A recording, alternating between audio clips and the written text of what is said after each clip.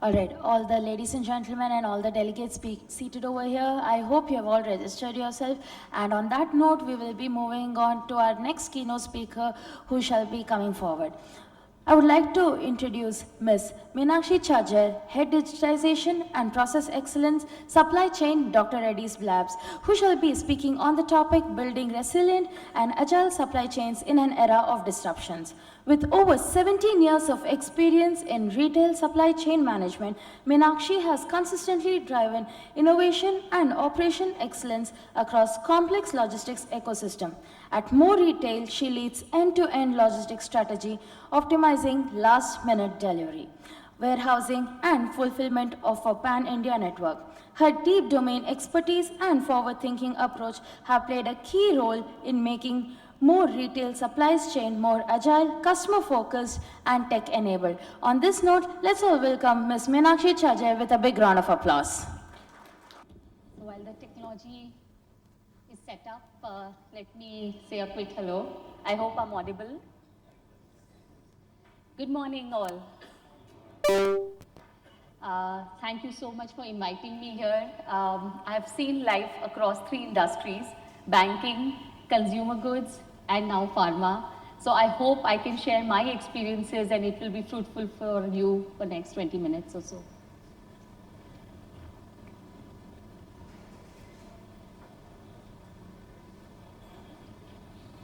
So I head digitization at Dr. Reddy's, and it is always very interesting to see technology not working despite 2 trials. While the technology comes in here, I'll just briefly introduce myself. 17 years of experience, have seen life from operations angle, customer experience angle, and now digitization.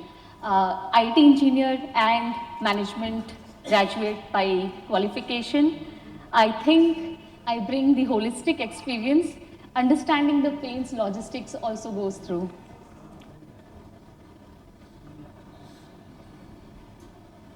So I will be introducing Dr. Reddy's to you very, very briefly so that you get the context of what I'm going to speak next. External disruptions and trends which I see from my perspective, and very importantly, case studies. There are about 18 case studies, and I'll be going very quickly through them and stopping on the logistics and supply chain case studies more. What you must embrace at the end is what in store for you. So quickly, Dr. Reddy's, we are present in 80 countries. We are B2B generic pharma for 80% of our business. 20% is consumer business. Otherwise, we sell to the distributors, to the agencies, to the US global buying houses, and so on and so forth. We touch about 700 plus million patients every day. We don't have customers, consumers at the end. We touch the lives of people like you and me. That's important, our quality manufacturing supply function is. Our purpose is good health can't wait. So there is a sense of urgency there. We operate in all range of health issues, from oncology to simple skin and teeth diseases. Access, affordability, and innovation are our distinct strength, which makes us one of the top generic pharma company in the country. This is our network. We are present globally. About 4,000 SKUs is what we are proudly producing and distributing. We have 16 warehouses in the country. OSD and injectable, these are very broadly speaking are categories. OSD is oral solids, the tablets, the capsules which you take, and injections we all know, something which we have all been scared of during our childhood. Our principles are consistently delivering the leading customer service experience. Always keep patients at the heart of everything we do. Remove manual touches as much as we can. And that will enable agility, resilience, and productivity is our belief. Flex the capacity, especially in the entire manufacturing and supply network. We typically operate in 60-40 ratio, 60% fixed and 40% flex. Autonomous for real-time sensing and decision making, and this is where digital comes into forefront, where the real game changing and the real leverage in the competitive era happens through digital. Our operating philosophy is robustness, no touch, digitization, based on the lean principles. This is our journey of lighthouse. So we are recognized as one of the lighthouses by World Economic Forum. You see the journey there. It is definitely a multi-year journey. So anybody who is inspired to embark upon it, there will be a lot of patience and resilience required at the leadership level itself. It's been a 3 to 5 years journey, investing across the horizon of technologies, process reengineering, as well as leadership mindset change. These are some of the technologies which you see: AR, VR in warehouses, in manufacturing plants, digital twins. So today we have replica of the entire supply chain network, including the roles and responsibilities like plant manager, planner, controllers, etc. in our data lake.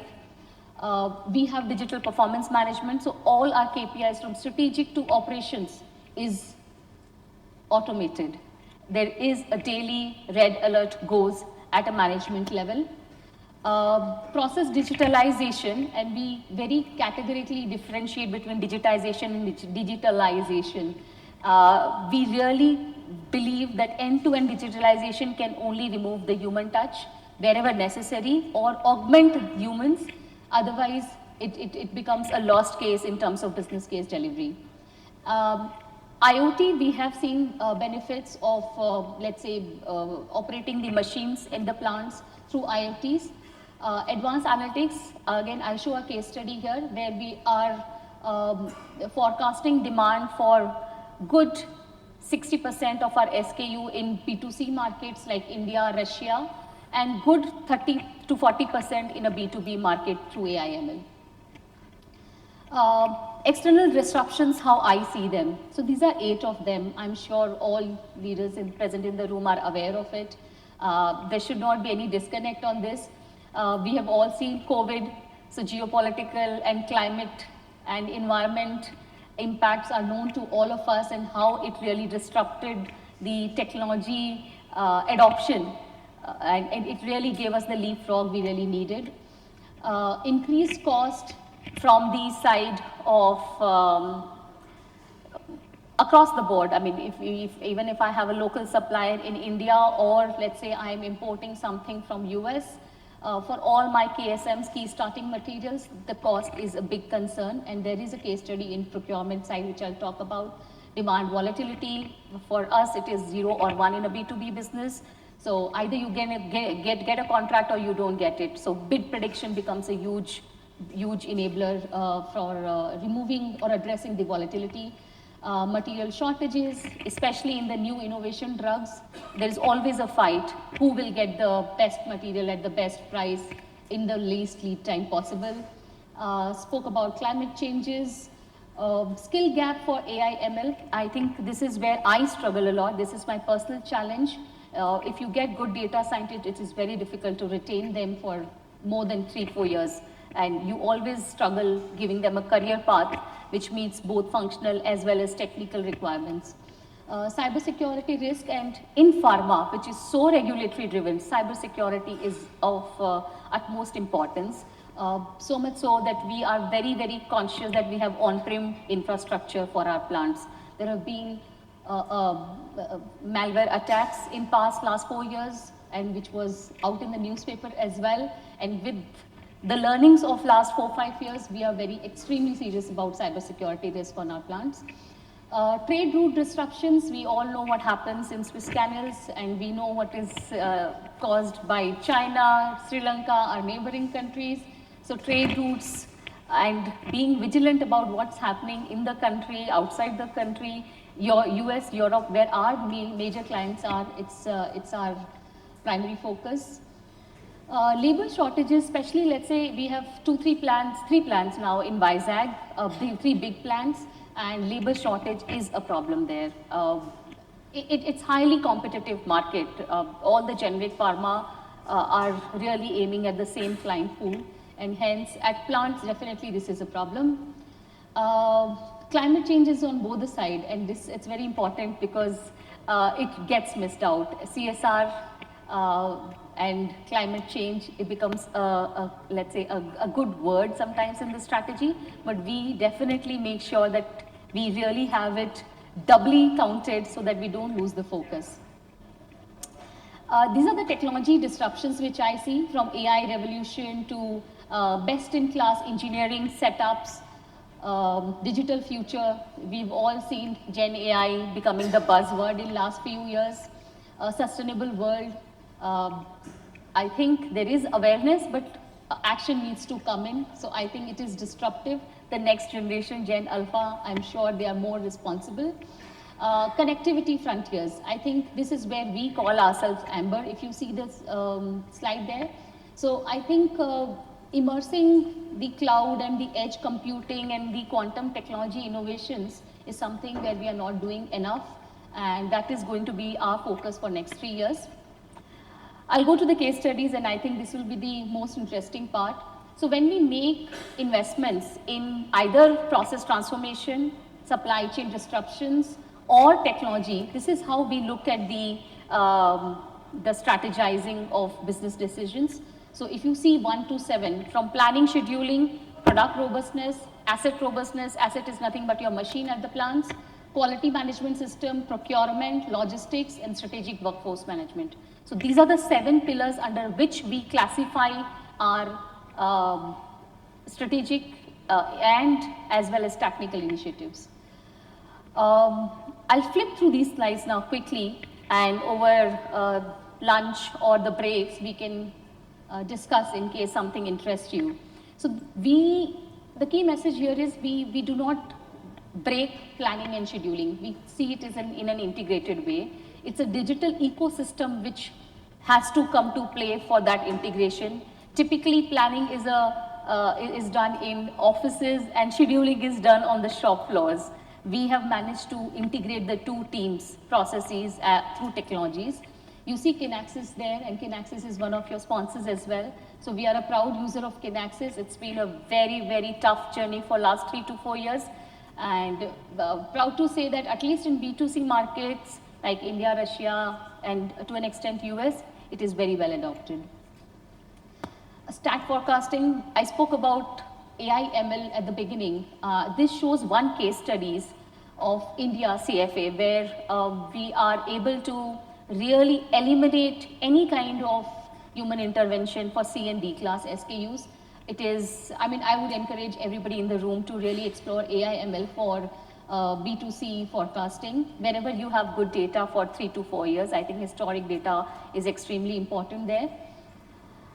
What was the outcome? So if you see on the right hand side, when your accuracy is improved, when your touches reduce, when your plan becomes reliable, your full kitting, that means you have everything needed to produce your goods. Your stock to norms improve, the OTIF improves, and it leads to increased revenue. At Dr. Reddy's, we generally believe that yes, we will invest strategically, but at the same time, we have to link our initiatives to the real impact on the revenue or customers' convenience, customers' life, patients' lives. That is how we take any decision for digital initiatives and process transformation.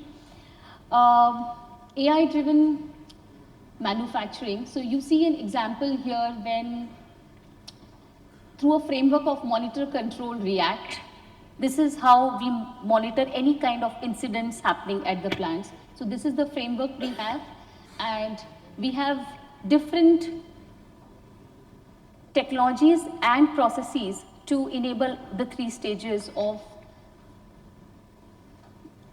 just a second, yeah, monitor, control, react. So for monitor, we have a suite of processes and technologies, for control and for react. This is how we ensure that the incidents on the shop floor are well contained. It's a very simple framework to remember.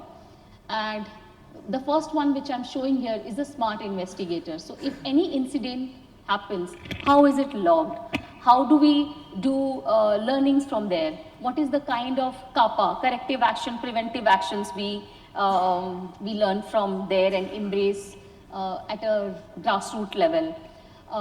Are we biased in really finding the root causes, or the real root causes come to surface?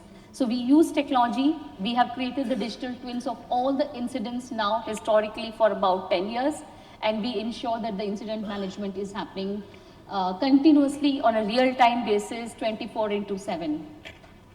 Golden tunnel, so there is a set process, there is a set happy path for any process to happen in the plants. If there's any deviation, again, real-time alerts come into picture. And then after the process has happened, did it adhere? What led to the deviation? Can we really control the drifts?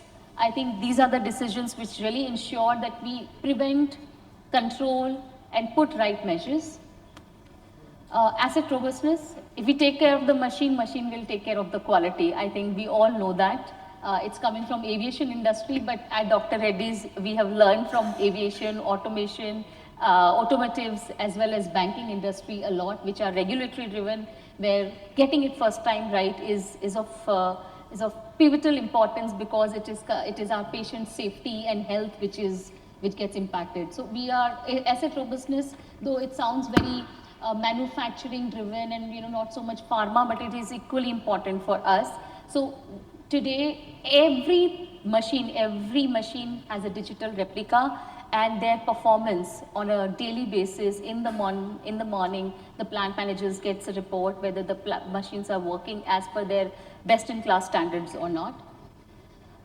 Quality management system, I will not speak much, but I think the idea we are trying to do is less and less quality professionals should be there doing quality job, and can we really see movement from quality to manufacturing itself. So that's the people movement which is happening, because if we see quality is not a value adding work, right? It's an overheads on the entire supply chain and manufacturing costs. So that's the journey we have taken, that we should not need a quality function. That's the ideal scenario, that's the end state. I'm moving to procurement side now, where we have completely automated purchase requisition to PO raising to our suppliers. So we take an end-to-end integrated approach whenever we are doing a transformation. If each part of the supply chain is not transforming and working in tandem, the real transformation doesn't happen. It will always be one part of your body going faster than the other, and it doesn't help. We've learned it the hard way. Of course, I have spent 1 year at Dr. Reddy's, but I learned from my colleagues that we've learned it the hard way, that the entire supply chain, from procurement to plants to supply chain planning to customer service to logistics, every function has to sign up for any big transformation happening. So that's why I bring procurement here, because it sounds like a simple thing when you say PR to PO conversion, purchase acquisition to purchase order conversion, but I think the team which made it happen was the planning team and not the procurement team. So the end-to-end collaboration is very important. For our procurement function, we also use AI ML to predict what is the best price to pay. So there is a suite of initiatives there, which I'm not going to talk in details, but overall we aspire that on a base of about, if you are saving about 400 crores every year on your base budget, which could be, let's say, 3 to 5% of savings. If you embrace technologies, the additional 3% is bound to come. And there is a suite of processes we put in place, from source to pay to source to procure to pay in this entire chain. It's been a huge transformation journey for last 3 years, and we are seeing the results now. So I can proudly say, invest in streamlining your S2P processes. CIVO is another platform. It is our strategic partner now. So they standardize your procurement taxonomy in very simple words, but you get to know what your peers, what your competitors are paying for the same material in the same market for the same buyer. That's the insight you get. And these are the insights which drive the additional 3 to 4% of savings which I spoke about. I think we'll skip these slides. They are self-intuitive. We have implemented Ariba and Vim for end-to-end automation. There is a 3-tier model which we have put in place. I think that's important to note. We have strategic buying team, we have operations team to do the PRPOs, etc. And then we have the middle layer of business intelligence, who will give insights to both these layers. That's the diamond structure which you see. I would really encourage you to explore this diamond structure. I'll skip few slides. I think this is where your interest will come as logistics professionals. So today we do transportation through sea and air both. And of course we all know that sea is more economic, more cost efficient. Our target is 90% of our shipment should happen through sea. Today it is about 70-75%. So what will take us there? Predicting the release date from the plants has been our #1 problem. So we are studying the release timelines from our quality function. Again, historical data, AI/ML is used. We have our in-house data scientists who do that day in, day out across the major 15 plants. And that is the insight we give to our logistics team. So the heart of the work has happened in the plants with the quality function, but the impact and the beneficiaries is the logistics function, who are able to now book rates properly in advance, at least 45 days in advance, which gives them a negotiation power as well. Overall, we aim to save at least 600 crores over 3 years time span after this simple tool is live. I spoke about GoComet, and I think it would be time for me to play a video. GoComet is another strategic partner we have, where we have used these modules which you see: Go Procure, Go Shipment, Go Track. Of course, it sounds quite fancy. You see the screenshots of the capability as well. Essentially, what we have done is we have implemented an end-to-end S2P for logistics. Again, you would imagine, 70% of ours is exports. So we are, it might sound that it's not as complicated as some of the players who have to, call the truck drivers on a daily basis. We might need to call the flight operators or the flight intermediaries or the ship intermediaries. So it doesn't sound that complicated, but trust you me, it is equally complicated to manage a network there, because it's an overseas. Once your ship is out, you can't do anything. You can still call a truck driver, and you can influence by using local language and influencing through your connections. But once the ship is out, it is beyond your control, and hence it becomes very important to us to plan it better, to execute it without fail, to get the real-time GPS tracking when the goods are moving from our plants to our delivery center, distribution center, global distribution center, and from that distribution center when it is going to the ports, and then from ports to the world. We can see a AV here. I would like to show you the AV. Since COVID-19, the world has seen multiple geopolitical events disrupting global supply chains. This has impacted the overall flow of goods from one place to another, thereby highlighting the need for setting up agile and efficient processes. In 2023, Dr. Reddy's did an in-depth diagnostic of the overall source-to-pay cycle for the International Logistics Division to understand improvement opportunities and areas of growth. Recognizing the need for change, we launched Project Provide. Launched in April 2023, Provide focuses on transforming 3 key logistics processes: freight procurement, shipment execution and tracking, and freight settlement. Our new digital procurement platform simplifies RFQs, allowing one-click notifications to vendors, auctioning and negotiations with a built-in chat box, and real-time comparisons, becoming the single source of truth for all freight data. We streamlined shipment execution as well. All documentation and information needed for shipment execution can be added here and is completely customizable to DRL's needs. Shipment tracking now offers live maps and real-time updates for enhanced visibility. OCR technology automates invoice processing, gives comparison of quoted value against actual invoice value, and with built-in DOA. This reduces approval time to just 2 minutes, fully integrated with SAP and Global Business Service.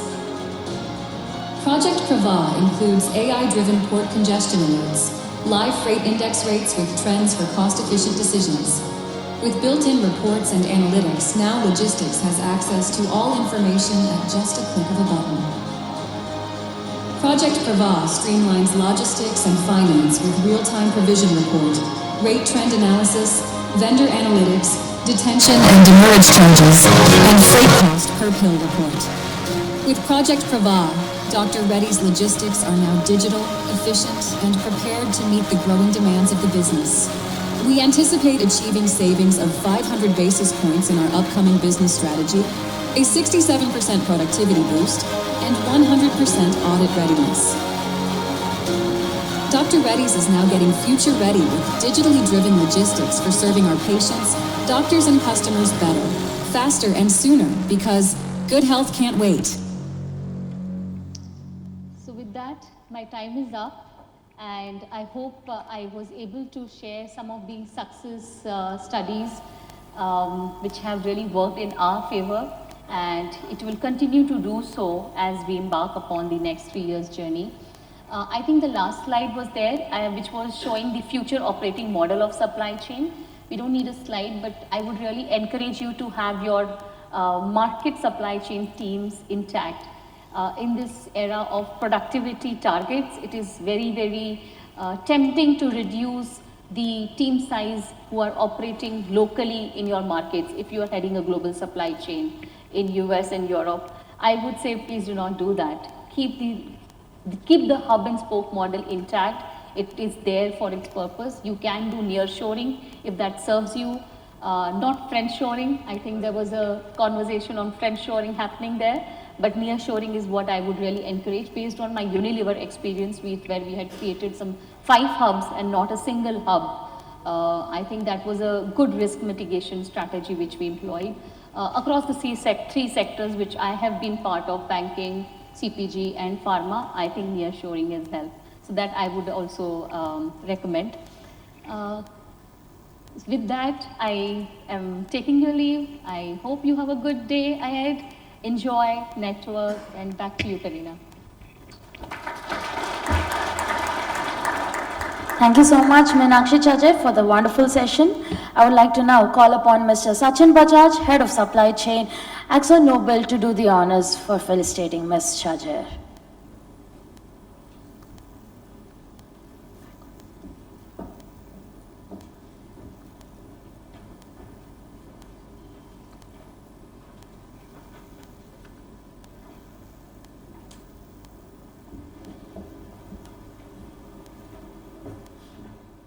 Can we please hear it out for Ms. Meenakshi for giving us such an insightful session?